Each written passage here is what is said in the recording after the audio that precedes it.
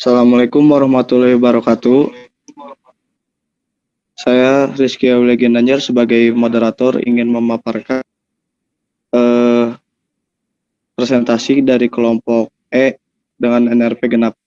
Di sini ada Kang Faris sebagai anggota, ada Teh Priscilia Angelin, ada sebagai ketua, ada Abdul Hakim, ada Rahmat Sofian, ada Rizky Ginanjar dan saya sendiri, ada Wahid Febriana, ada Firdaus Indrayana Ahmad.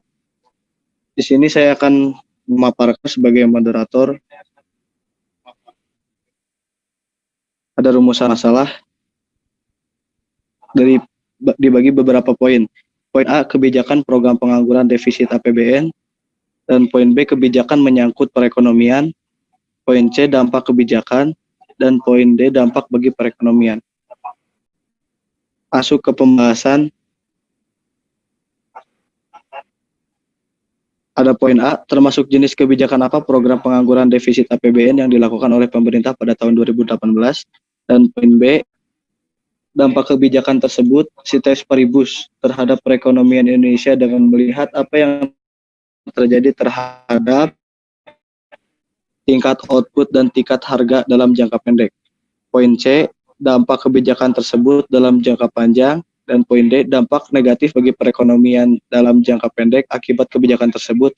Jelaskan apa yang dilakukan oleh pemerintah untuk mengatasi dampak negatif jangka pendek tersebut. Materi 1 akan dijelaskan oleh Wahid. Waktu dan tempat saya silakan. Termasuk jenis kebijakan apakah program pengelolaan defisit APBN yang dilakukan oleh pemerintah pada tahun 2016? Menurut Anda, apa tujuan dari kebijakan ini? Dalam hal ini, pemerintah berupaya untuk mengurangi defisit daripada APBN dari 2,57% menjadi 2,19% to GDP. Kebijakan yang diambil oleh pemerintah adalah kebijakan fiskal yang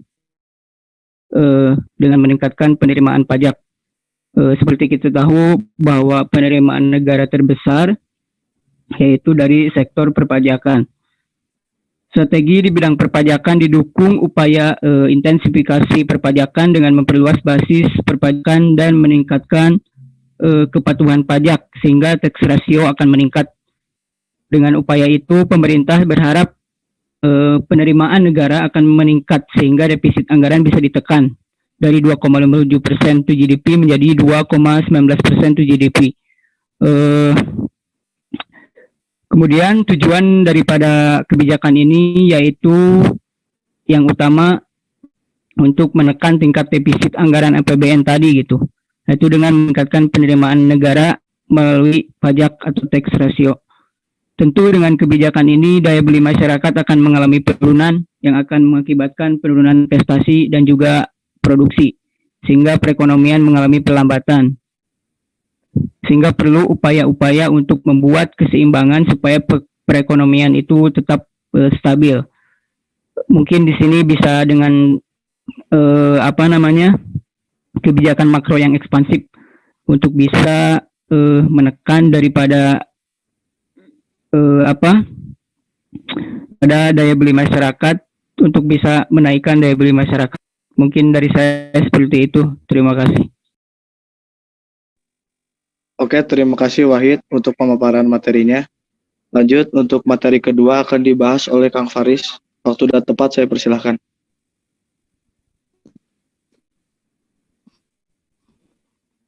Ya, dampak kebijakan tersebut ceteris paribus terhadap perekonomian Indonesia dengan melihat apa yang terjadi terhadap tingkat output dan tingkat harga dalam jangka pendek.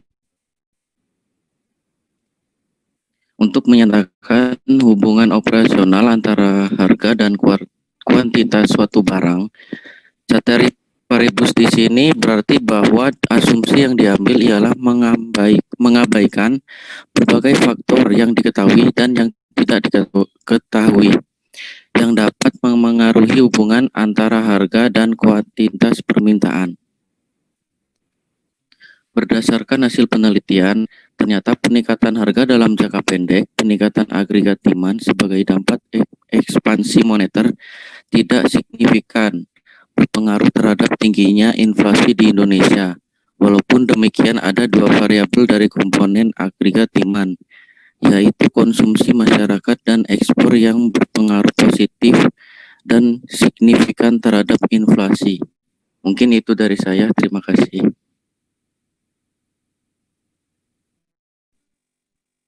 Ya, terima kasih Kang Faris. Mungkin untuk pemaparan berikutnya, pemaparan ketiga akan dibahas oleh Teh Prisil. Waktu dan tempat saya persilahkan.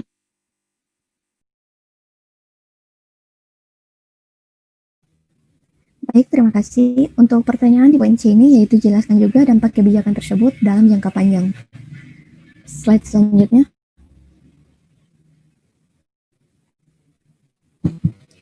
Di sini sudah tersedia kurva long run aggregate supply, kurva yang menunjukkan bahwa pergeseran AD akan mengatasi jangka pendek.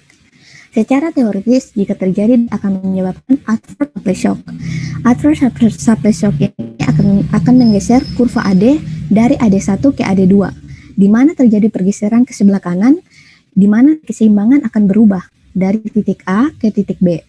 Hal ini terjadi akibat peningkatan harga dari P1 ke P2. Namun, hal ini tidak akan berdampak secara signifikan terhadap perekonomian jangka panjang, karena dengan peningkatan harga pada tingkat tertentu, yaitu pada P3, akan menggeser kurva AS ke sebelah kiri, di mana akan terjadi pergeseran kurva S1 ke AS2.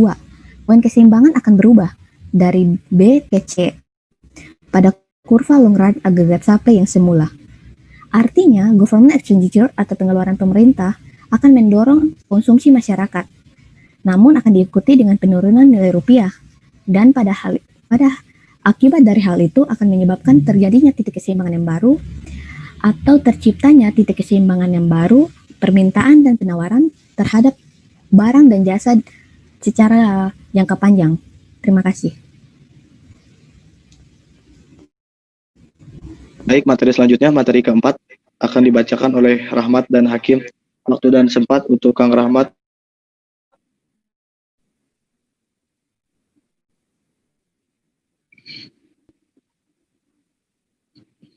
Selanjutnya saya akan memaparkan mengenai dampak negatif bagi perekonomian dalam jangka pendek akibat dari kebijakan tersebut. Yang pertama, inflasi. Hal ini mengapa terjadi? Karena pengeluaran yang dilakukan oleh pemerintah belum dapat menghasilkan keuntungan sebagai pendapatan negara dalam waktu yang cepat. Tetapi pemerintah sudah mengeluarkan biaya untuk upah buruh. Akibatnya, daya beli masyarakat akan meningkat, tetapi di sisi lain hasilnya belum bisa memenuhi permintaan tersebut, sehingga terjadinya penaikan harga yang mendorong terjadinya inflasi. Selanjutnya, menjauhi konsumsi dan tabungan, di mana apabila di suatu negara terjadi inflasi, maka masyarakat akan mengurangi konsumsi dan tabungannya. Padahal tabungan itu sangat mempengaruhi tingkat investasi, karena pada saat tabungan turun, maka investasi pun akan turun.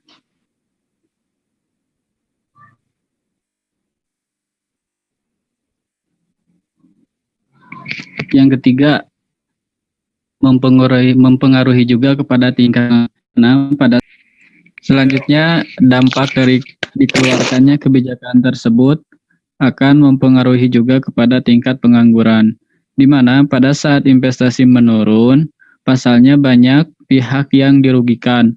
Misalnya saja dalam proyek pembangunan yang sangat bergantung pada ini. Ketika hal itu terjadi, banyak proyek atau perluasan proyek yang tidak dapat dilanjutkan. Sebagai salah satu akibatnya akan meningkatkan risiko terjadinya PHK atau pemecatan tenaga kerja.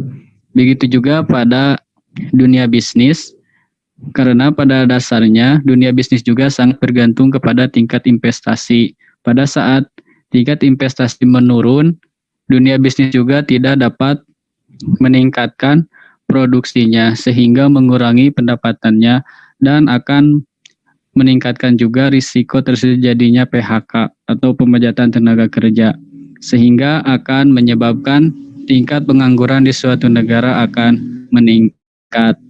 Sudah jelas dari ketiga dampak tersebut akan mengurangi tingkat permintaan agregat dan penawaran agregat sehingga akan merubah titik keseimbangan dalam perekonomian jangka pendek.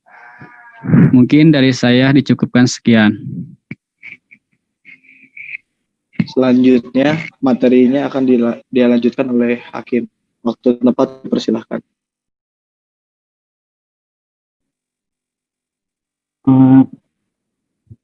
Cara yang dapat pemerintah lakukan dalam mengatasi hal-hal tersebut yaitu satu, dari sisi penerimaan, ada melakukan pinjaman dari bank yang tentunya akan meningkatkan jumlah uang yang beredar di masyarakat dan harus diikuti dengan peningkatan jumlah barang yang diproduksi. Yang kedua, menerbitkan obligasi, ini akan meningkatkan penyerapan uang masyarakat dan menambah pemasukan negara. Yang ketiga, meminjam uang dari luar negeri, ini digunakan untuk merealisasikan proyek yang produktif dengan efisien dan pembayaran cicilannya diambil dari pajak. Yang terakhir adalah meningkatkan penerimaan pajak yang tentunya bisa digunakan untuk membayar uang yang meminjam dari luar negeri. Yang kedua, dari sisi pengeluaran, yaitu mengurangi tersebut bisa dilakukan untuk mengurangi pengeluaran negara yang terlampau besar, misalnya dari BBM, listrik, dan lain-lain. Selanjutnya, pengurangan pengeluaran rutin, misalnya biaya perjalanan dinas, rapat, dan lain-lain. Yang selanjutnya, pemerintah harus memprioritaskan pengeluaran produktif dengan cara mengutamakan program-program yang lebih cepat dan menghasilkan keuntungan. Sedangkan proyek yang besar dan jangka panjang bisa ditunda terlebih dahulu. Yang terakhir, memotong biaya program tertentu, pembiayaan program pemerintah yang tidak mendorong pertumbuhan sektor real, pajak, dan devisa harus dikurangi atau dipotong. Sekian dari saya, terima kasih. Oke, pemaparan materi sudah selesai. Selanjutnya akan ada kesimpulan yang dibacakan oleh Indra. Waktu dan tempat saya persilahkan.